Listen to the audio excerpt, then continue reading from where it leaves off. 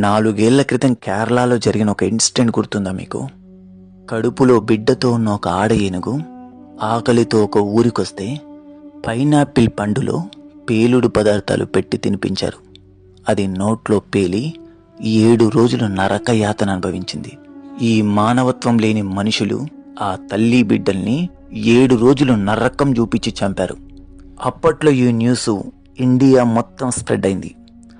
ఇది మనిషి తత్వం, మానవత్వం లేని మనిషి తత్వం. మరి ఏనుగు తత్వం ఎలా ఉంటుందో మీరు చూస్తారా? ఈ వీడియోలో చూడండి.